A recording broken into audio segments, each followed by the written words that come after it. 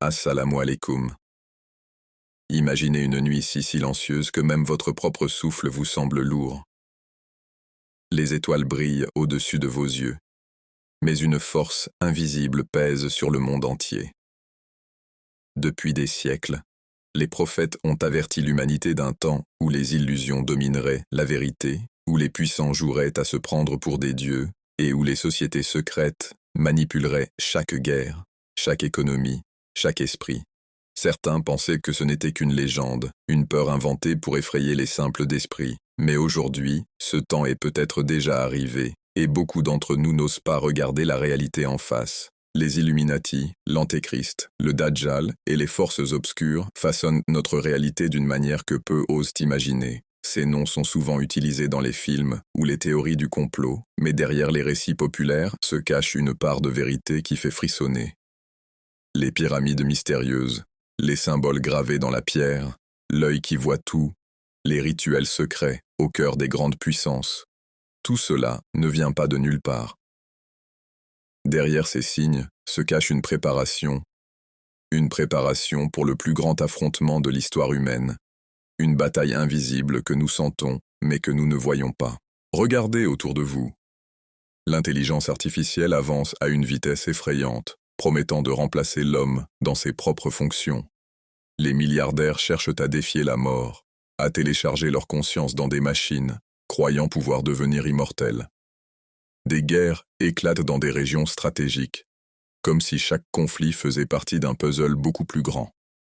Les peuples s'appauvrissent, les valeurs se dissolvent, et la vérité devient de plus en plus insaisissable. Ce que nous appelons progrès pourrait être, en réalité, le piège même dont nous avons été avertis il y a des millénaires. Ce piège porte un nom. Il est appelé le Dajjal, l'Antéchrist. Son objectif n'est pas simplement de régner comme un roi terrestre. Non. Son plan est bien plus subtil et bien plus dangereux. Séduire l'humanité par les illusions, jusqu'à ce qu'elle ne distingue plus le vrai du faux, jusqu'à ce qu'elle accepte volontairement de se soumettre à lui. Ses armes ne sont pas seulement la guerre ou la violence, mais aussi la richesse, le savoir, la technologie, la promesse d'une vie éternelle, et surtout, la peur. Celui qui contrôle la peur contrôle le monde. Mais au milieu de ces ténèbres, une lumière est promise. Une lumière qui ne viendra pas des empires, ni des rois, ni des savants modernes, mais d'un guide caché, protégé depuis des siècles, qui apparaîtra au moment où l'humanité sera au bord du gouffre. Cette lumière, c'est l'imam al-Mahdi. Sa mission ne sera pas de détruire par la force, mais de rétablir la justice, d'éclairer les cœurs et de révéler la vérité que beaucoup avaient oubliée. Pourtant, son arrivée n'est pas un conte de fées. Elle sera précédée d'épreuves si terribles que les hommes les plus forts trembleront et que les plus sages douteront. Imaginez une société qui croit avoir atteint le sommet de la civilisation. Les tours de verre s'élèvent vers le ciel, les satellites tournent autour de la Terre, et les hommes pensent maîtriser l'espace et le temps. Mais derrière ces façades brillantes se cachent des ruines invisibles. La perte de l'âme, l'absence de sens, la soumission à des forces qui se moquent de l'humanité. Les Illuminati et d'autres sociétés secrètes n'ont jamais cherché seulement le pouvoir matériel. Leur but ultime est spirituel, mais inversé. Détourner les hommes de Dieu, les enchaîner au désir et préparer la venue de leur messie trompeur. Chaque symbole que vous voyez dans les rues, dans les logos, dans les films, n'est pas toujours innocent. Les yeux qui vous observent depuis les affiches, les pyramides qui apparaissent dans les vidéos musicales, les rituels cachés derrière les grands spectacles mondiaux. Tout cela envoie un message. Nous contrôlons votre imagination et bientôt nous contrôlerons votre réalité. Mais ce que ces forces n'ont pas compris, c'est qu'elles préparent elles-mêmes le terrain pour quelque chose qu'elles ne pourront jamais dominer. Car au moment où elles croiront avoir triomphé, une force supérieure se lèvera, une force qui ne vient pas des hommes, mais de Dieu lui-même. Cette force a un nom, un visage, une mission, l'imam al-Mahdi. Pourtant, avant que ce moment n'arrive, nous devons comprendre ce que signifie vraiment vivre dans l'ère des illusions. Nous ne vivons pas seulement à l'époque de la science et de la technologie, mais aussi à l'époque des écrans, des images, des simulacres. Tout est conçu pour vous distraire, pour vous séduire, pour vous faire oublier ce qui compte vraiment. Chaque réseau social, chaque publicité, chaque information biaisée fait partie de cette gigantesque toile où l'humanité se débat. Le monde croit qu'il avance, mais en réalité, il s'enfonce. Et pourtant, tout cela a été annoncé. Les signes sont clairs, mais encore faut-il vouloir les voir. Des prophéties anciennes parlent d'une époque où la vérité serait cachée, où les cœurs s'endurciraient, où les savants vendraient leur savoir pour un peu de pouvoir. Cette époque, mes frères et sœurs, n'est pas demain, elle est déjà là. Regardez les injustices, regardez la corruption, regardez les enfants qui meurent de faim tandis que d'autres dépensent des fortunes pour se divertir. Pensez-vous que ce soit un hasard? Non.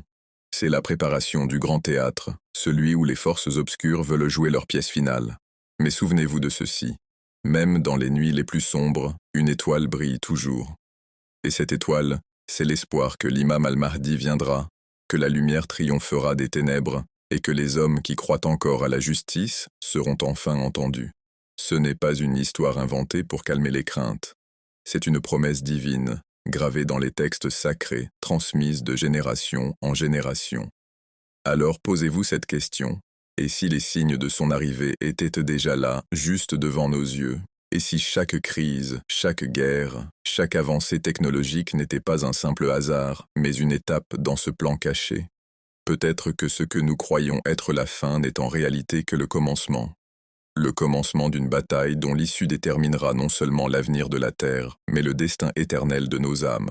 Imagine un instant que le temps ne soit pas une simple ligne droite que nous suivons jour après jour, mais une énigme cachée, un code invisible écrit dans les cieux, dans les étoiles et dans les paroles des prophètes depuis des millénaires.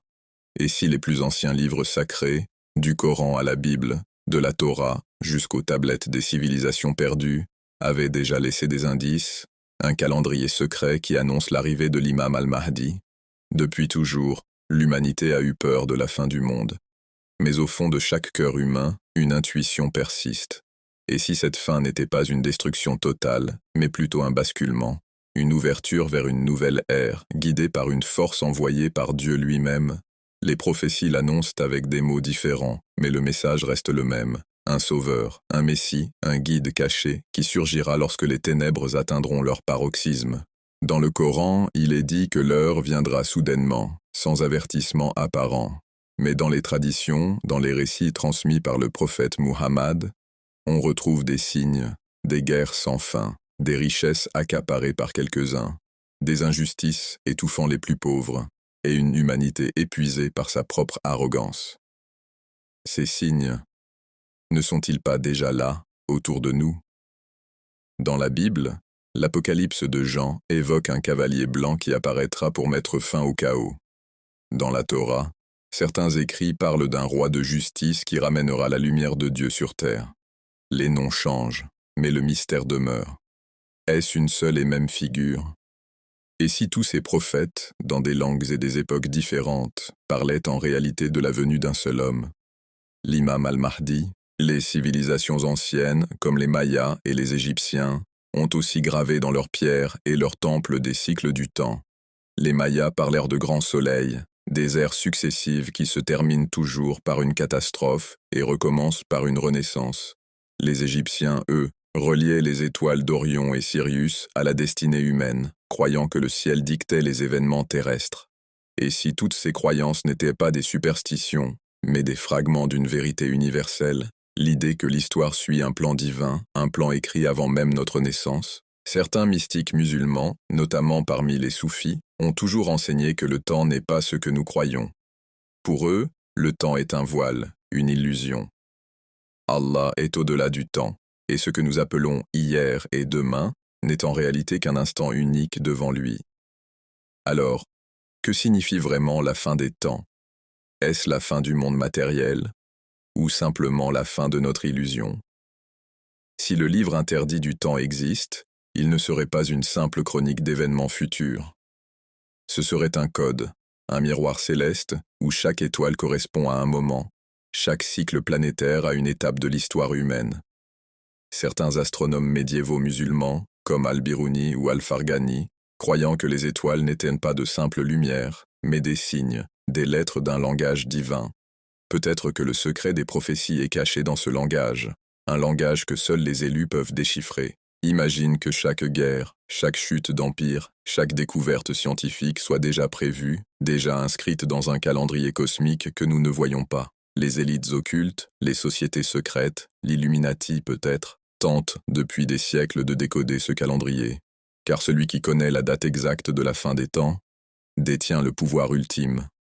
Mais ce secret leur échappe toujours. Et s'il avait été volontairement dissimulé par Allah, afin que seul l'imam al-Mahdi, au moment choisi, révèle la vérité, dans les récits islamiques, il est dit que lorsque l'heure approchera, les signes dans le ciel deviendront évidents. Une fumée recouvrira la terre, le soleil se lèvera à l'ouest, et des constellations apparaîtront différemment. Et si ces signes étaient déjà là, mais que nous refusons de les voir, les anomalies dans l'espace, les éclipses inhabituelles, les rayonnements mystérieux que la science découvre à peine, peut-être que ce sont les premières lettres du message final. Les mystiques chrétiens et juifs disent la même chose, un code céleste, un ordre secret inscrit dans la création. Certains rabbins kabbalistes parlent du Sefer Raziel, un livre d'anges qui contient le secret des temps. Des chrétiens gnostiques évoquent un livre de vie où sont inscrits les noms de ceux qui survivront à la fin. Dans l'islam, certains hadiths mentionnent une tablette préservée, Al-Lawh, Al-Mahfouz, où tout le destin de l'univers est écrit. Ne serait-ce pas la même idée, sous des noms différents? Mais si ce livre est réel, pourquoi reste-t-il interdit? Peut-être parce que l'humanité n'est pas prête, car connaître la fin, c'est détruire le libre arbitre. Si nous savions exactement quand et comment tout s'achèvera, continuerions-nous à prier, à aimer, à espérer? Ou céderions-nous à la peur et au désespoir? C'est peut-être pour cette raison que Dieu a caché la date ultime, la transformant en mystère.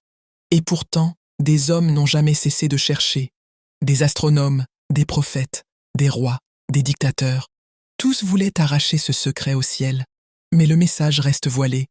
Et si ce voile devait être levé non pas par la science, ni par les sociétés secrètes, mais par un seul homme choisi, l'imam al-Mahdi? Imagine les étoiles qui se réorganisent dans le ciel, les constellations qui dessinent un signe que seuls les croyants reconnaissent. Imagine une nuit où le monde entier sent un frisson, comme si l'air lui-même murmurait qu'un grand changement approche. Et si ce signe, ce code céleste, était déjà en train de se former au-dessus de nos têtes, invisible pour ceux qui ne croient pas, mais clair pour ceux qui attendent le Mahdi. Alors, une question reste suspendue dans le silence. Et si la fin des temps avait une date secrète, mais invisible aux yeux humains? Il existe dans l'ombre des forces dont la plupart des hommes ignorent jusqu'à l'existence. Des forces qui ne gouvernent pas avec des drapeaux ni des armées visibles, mais avec des symboles, des idées et des illusions. Depuis des siècles, elles observent, planifient et manipulent, comme si le destin de l'humanité n'était qu'un échiquier et nous de simples pions. Certains les appellent les Illuminati, d'autres parlent du Dajjal, l'Antéchrist, ce maître de la tromperie qui prépare le monde à son règne éphémère. Mais dans tous les cas, une seule vérité demeure. Ces forces obscures savent que leur temps est limité et qu'avant l'arrivée de l'imam al-Mahdi, elles doivent accomplir leur plan. Regarde autour de toi. Le monde semble libre, mais ne l'est pas vraiment. Les guerres éclatent toujours dans les mêmes régions riches en ressources. Les crises financières reviennent comme des vagues prévisibles, et les médias diffusent des récits qui hypnotisent les foules. Est-ce vraiment le fruit du hasard? Ou est-ce le résultat d'une stratégie millénaire, orchestrée par des sociétés secrètes qui tirent les ficelles dans l'ombre? Depuis l'Antiquité, certains empires adoraient déjà des symboles étranges. L'œil qui voit tout, la pyramide, le serpent, le soleil noir. Des temples étaient construits non seulement pour honorer des dieux, mais pour canaliser une énergie, une puissance invisible. Ces symboles n'ont jamais disparu. Ils ont seulement changé de visage, apparaissant dans l'architecture moderne, les billets de banque, les logos des plus grandes compagnies. Comme si un langage silencieux reliait le passé et le présent, un langage compris seulement par l'élite qui se considère comme maîtresse du monde. Et puis, il y a la technologie. On nous la présente comme une bénédiction, une avancée, une promesse de confort et de progrès. Mais dans les coulisses, l'intelligence artificielle, le transhumanisme, la fusion entre l'homme et la machine sont des pas vers un monde où l'humain ne sera plus qu'un esclave contrôlé par des algorithmes. Imagine un futur où tes pensées sont surveillées, où tes émotions sont manipulées par des puces électroniques implantées sous ta peau. Ce futur n'est pas une fiction, il est déjà en train d'être construit. Les soufis disent que le plus grand voile est celui de l'illusion, et quelle plus grande illusion que de faire croire à l'humanité qu'elle est libre, alors qu'elle avance droit vers la cage que ses propres mains ont bâtie. Les forces obscures ne veulent pas seulement contrôler les richesses ou les territoires. Leur but ultime est de briser la foi, d'éteindre la lumière intérieure des hommes, pour que lorsque le Dajjal apparaîtra, ils trouvent un monde déjà soumis, prêt à l'adorer comme un dieu. Mais le Dajjal ne travaille pas seul. Ses alliés se trouvent parmi les hommes eux-mêmes, rois, présidents, généraux, milliardaires. Certains ont vendu leur âme pour une part de pouvoir dans ce monde. Ils construisent des villes futuristes, des tours défiant les nuages, des machines capables de modifier le climat ou même d'ouvrir des portails invisibles. Car oui, un autre aspect terrifiant de ce plan concerne les portes dimensionnelles. Depuis toujours, les textes anciens parlent de passage entre les mondes. Les djinns et les forces invisibles y circulent. Et si la science moderne essayait d'ouvrir ses portes par la technologie? Regarde les pyramides d'Égypte, les temples mayas, Stonehenge, les ziggourats de Babylone. Tous ces lieux avaient une chose en commun, une connexion avec le ciel, une géométrie sacrée qui alignait les pierres avec les étoiles. Était-ce seulement pour l'observation astronomique? Ou bien ces monuments étaient-ils des clés, des antennes capables de communiquer avec d'autres dimensions? Aujourd'hui encore, les sociétés secrètes continuent d'étudier ces sites, car elles croient qu'en réveillant cette ancienne science, elles pourront contrôler ce qui nous dépasse. Et puis, il y a la question de l'immortalité. Les rois de jadis cherchaient déjà l'élixir de vie. Les alchimistes rêvaient de la pierre philosophale. Aujourd'hui, les élites modernes investissent des milliards dans la recherche génétique, les implants bioniques, et même la possibilité de télécharger la conscience humaine dans des machines. Leur objectif n'est pas seulement de prolonger la vie, mais de défier la mort elle-même. Car celui qui ne meurt pas n'a plus besoin de rendre des comptes à Dieu. Mais derrière toutes ces ambitions, il y a un parfum de désespoir, car ces forces savent qu'elles ne peuvent pas échapper au destin. Le Coran l'affirme. Chaque âme goûtera à la mort. Alors pourquoi lutter? Parce qu'elles espèrent retarder l'inévitable. Parce qu'elles savent qu'avec l'arrivée de l'imam al-Mahdi, leur empire de mensonges s'effondrera. Chaque fois qu'un empire est tombé, chaque fois qu'une idéologie a été balayée par l'histoire, elles ont appris, elles ont changé de masque, mais jamais elles n'ont disparu. Aujourd'hui, leur masque est la mondialisation, la culture uniforme, l'économie numérique, la surveillance généralisée. Demain, ce sera peut-être autre chose, mais leur essence reste la même, détourner l'homme de Dieu et préparer le trône du Dajjal. Et pourtant, même dans leur arrogance, elles ne peuvent cacher les signes, car plus elles avancent, plus elles révèlent leur vraie nature. L'obsession des pyramides, des yeux, des symboles occultes. La volonté d'atteindre les étoiles, de coloniser Mars, comme si elles cherchaient à échapper au jugement terrestre. L'obsession des intelligences artificielles capables de créer des mondes virtuels, comme si elles voulaient remplacer la création divine par une copie artificielle. Mais si tout cela n'était qu'une répétition, une préparation à l'ultime confrontation. Les soufis disent que plus la nuit est noire, plus l'aube est proche. Peut-être que toutes ces ténèbres, ces manipulations, ces sociétés secrètes ne sont en réalité qu'un signe, le signe que leur fin est imminente. Car au-delà de leurs plans, au-delà de leurs illusions, il y a une lumière qu'ils ne peuvent éteindre, une lumière qui viendra briser leur chaîne et révéler la vérité. Cette lumière porte un nom, l'imam al-Mahdi. Et une question reste suspendue dans l'air, glaciale et mystérieuse. Peut-être que les ténèbres savent déjà que leur heure est presque terminée. Il est des histoires que l'humanité croit avoir oubliées, mais qui continuent de respirer dans l'ombre des siècles. Depuis les temps anciens, les peuples ont cherché un livre, une écriture, un code capable de révéler le sens ultime de l'existence. On l'a appelé le livre interdit du temps, un manuscrit caché, un mystère scellé.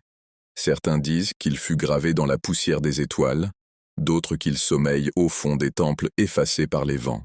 Mais une certitude demeure. Nul ne peut l'ouvrir tant que le moment n'est pas venu, tant que celui qui porte la lumière au-delà du temps ne s'est pas levé. Ce livre invisible, plus puissant que les trésors des empires, fut gardé secret parce qu'il contient la leçon la plus dangereuse. La vérité sur l'orgueil de l'homme, sur sa soif insatiable de domination, sur sa course aveugle vers l'éternité artificielle. Les rois l'ont cherché, les prophètes en ont parlé par allusion, les savants l'ont soupçonné. Mais tous savaient que le cœur humain n'était pas encore prêt à emporter le poids. L'histoire de l'humanité est une suite de chutes et de renaissances. Chaque fois que l'homme s'est cru invincible, il a construit des tours, des pyramides, des temples de verre et d'acier pour toucher le ciel.